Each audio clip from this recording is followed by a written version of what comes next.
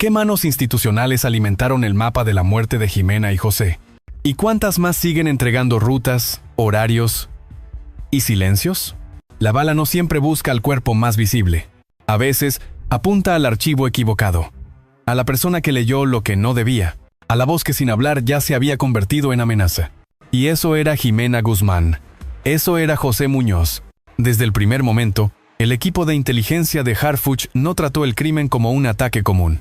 Sabían por experiencia que a veces, los muertos no caen por lo que representan en público, sino por lo que descubren en privado.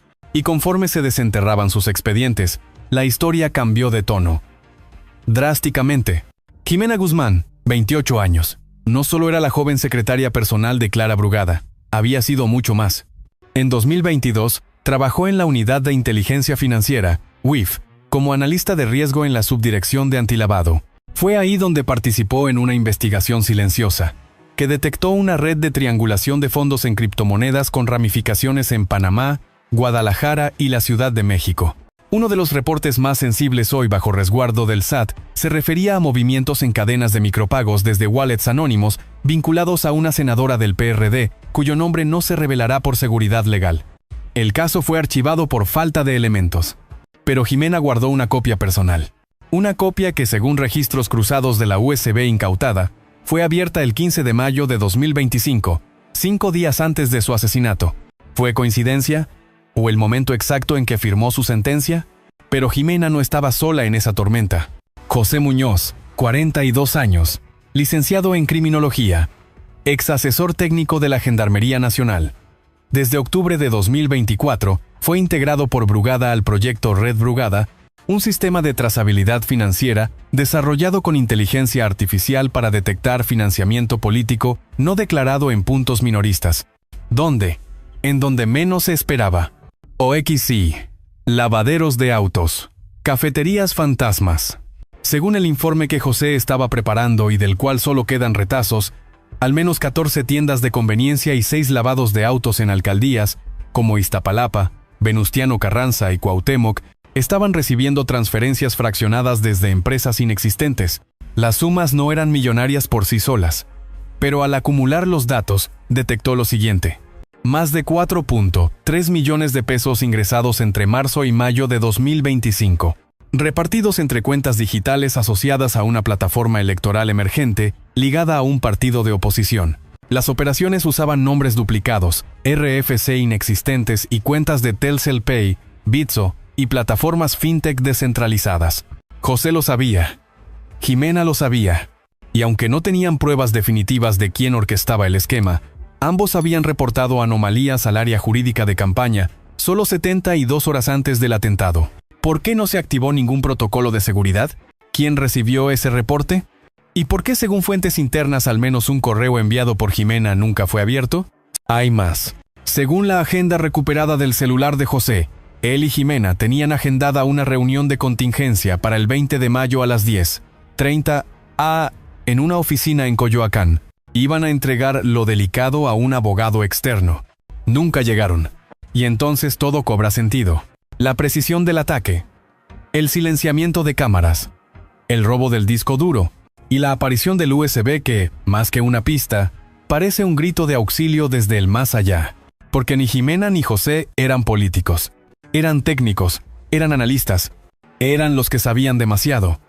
Y lo estaban documentando. Y ese pasado, aquel que los había puesto en la mira desde hace años, fue el que finalmente los alcanzó. Hoy, mientras medios discuten si fue un crimen electoral o un caso aislado, la realidad se impone con más crudeza. El crimen no es improvisado cuando alguien borra tu rastro, tus datos y tu voz. Esto ya no es un caso de justicia. Es una cuestión de memoria institucional. ¿De cuántos más, como Jimena y José, han descubierto los hilos que no se deben tocar y han terminado silenciados, etiquetados como daños colaterales o información clasificada? Las investigaciones continúan. Los arrestos no han terminado. Pero el mensaje está claro. La corrupción ya no se esconde en cuentas millonarias, sino en cajeros automáticos, en apps de recargas, en tienditas con letreros fluorescentes. Y a veces, la amenaza más grande no es quien dispara, es quien lleva la cuenta de lo que entra y a quién va. No habían pasado ni 3 horas desde el crimen. La ciudad aún no entendía lo que acababa de ocurrir. Los medios apenas comenzaban a reconstruir los hechos. Y sin embargo, en el oscuro ecosistema digital, la guerra ya había comenzado. A las 11:12 de la mañana, la cuenta AdNoticias MX Real, con más de 78,000 seguidores, publicó el primer mensaje. Jimena Guzmán habría sido ejecutada por su relación sentimental con un presunto capo del crimen organizado. 5 minutos después, otra cuenta anónima insinuaba que José Muñoz habría sido torturado antes de morir. En menos de una hora, 31 cuentas distintas replicaban las mismas frases, las mismas imágenes y el mismo patrón de hashtags. El impacto fue inmediato. Miles de usuarios comenzaron a compartir la narrativa falsa. Comentarios como «sabían en lo que se metían» o «eso pasa cuando juegas con fuego» inundaron los espacios digitales. El asesinato real fue sustituido por un linchamiento simbólico, una distorsión calculada. Pero algo no cuadraba. Los análisis forenses de la Dirección General de Ciberinteligencia, encabezados por Harfuch, revelaron una operación coordinada, 31 cuentas con actividad sincronizada entre las 11, 12 y las 12:04 del 20 de mayo. Todas creadas en los últimos 90 días. Todas vinculadas a una misma red IP registrada en el extranjero, con conexiones puntuales desde servidores de Guatemala, Serbia y Texas. Una granja digital, un bot center, un ataque dirigido. La intención no era informar. Era ensuciar la memoria, destruir la reputación y desviar el foco público de lo esencial, que Jimena y José eran dos funcionarios que habían descubierto algo incómodo, y que los habían silenciado. Harfuch lo dejó claro en su comparecencia del 21 de mayo. No existe ninguna evidencia de tortura, tampoco vínculo alguno entre las víctimas y organizaciones criminales. Las versiones difundidas en redes sociales forman parte de una campaña de desinformación deliberada. Pero el daño ya estaba hecho. A ojos de miles, las víctimas ya no eran inocentes. Eran cómplices, amantes, infiltrados. ¿Quién gana con esto? La respuesta es incómoda. Quien necesita que olvidemos lo que de verdad investigaban. Quien prefiere la confusión al escrutinio. Quien sabe que en esta época, matar la verdad es cuestión de Wi-Fi y unos cuantos bots. Y entonces surge la pregunta inevitable. ¿Cuántas otras muertes han sido maquilladas con mentiras digitales? ¿Y cuántos otros culpables se ocultan tras una pantalla azul? ¿Compartiendo una mentira que alguien más escribió por encargo? El país ya hablaba. La prensa ya investigaba. Harfuch ya actuaba. Y sin embargo, los nombres grandes guardaban silencio. El 21 de mayo por la noche, Harfuch solicitó de forma pública una investigación ampliada ante el Comité Nacional de Integridad Electoral. Fue una petición directa, firme, con un mensaje implícito a: si vamos a llegar hasta el fondo, ningún cargo, ningún apellido, ningún fuero debe ser barrera. Horas después, 3 figuras políticas suspendieron su participación en eventos públicos de campaña.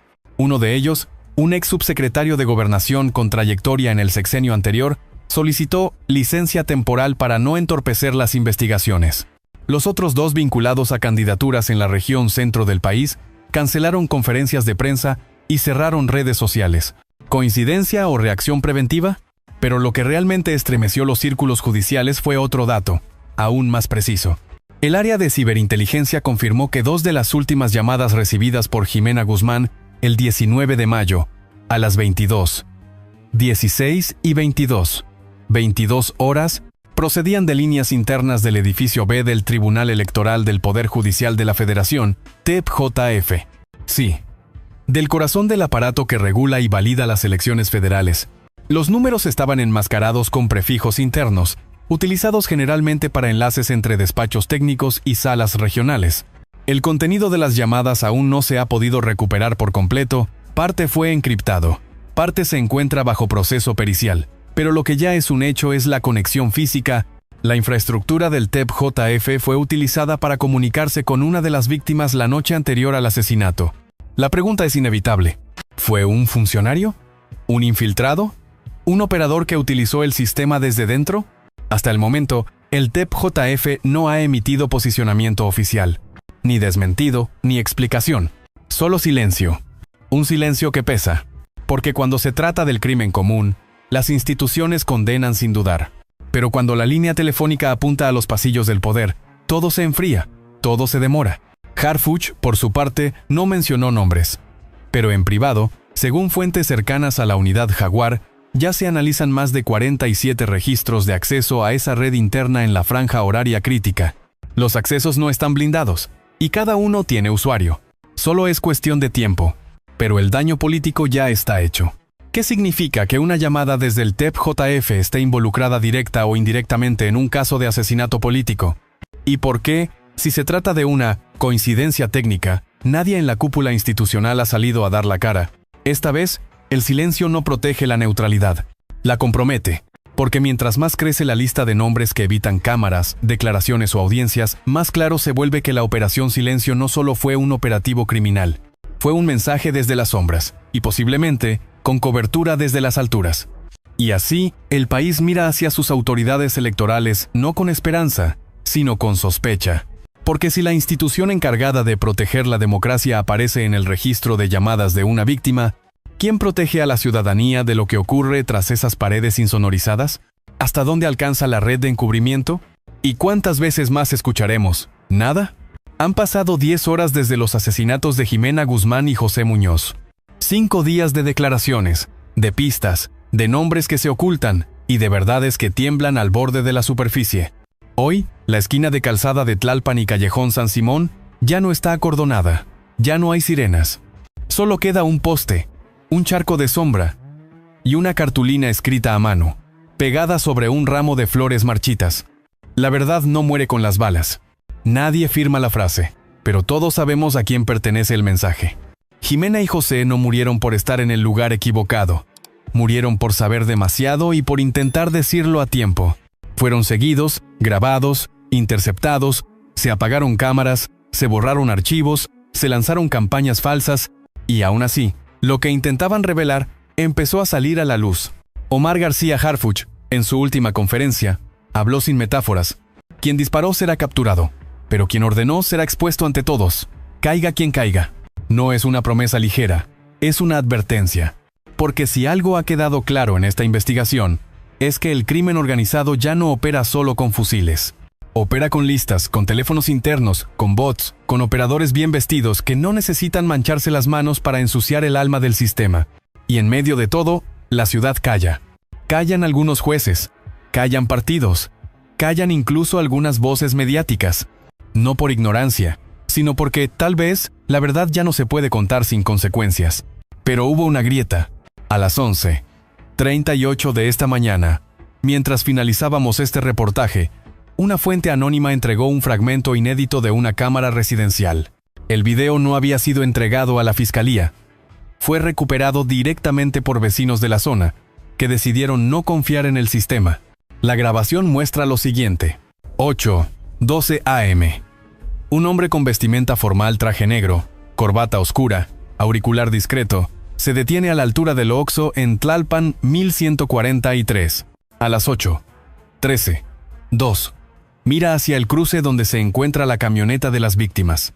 Saca discretamente una mano del bolsillo y hace un gesto seco con la cabeza. Y entonces, el sicario aparece desde la izquierda y ejecuta los disparos.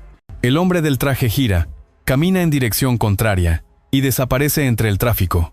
Nunca corre, nunca mira atrás. Ese gesto, ese ahora silencioso, esa indicación mínima que decidió la muerte de 2 personas. Eso es lo que duele más. No solo el crimen, sino su elegancia cínica. Y ahora, la pregunta no es solo legal, es colectiva, es ciudadana, es urgente. ¿Realmente tememos a la verdad?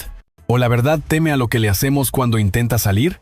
Porque si alguien pudo planear esto con cámaras públicas, uniformes clonados, operadores infiltrados y estructuras financieras fantasmas, entonces la pregunta ya no es quién mató a Jimena y José. La pregunta es cuántas Jimenas y cuántos Josés más están en la mira, esta misma noche, en algún cruce sin nombre. Este reportaje no busca cerrar un caso.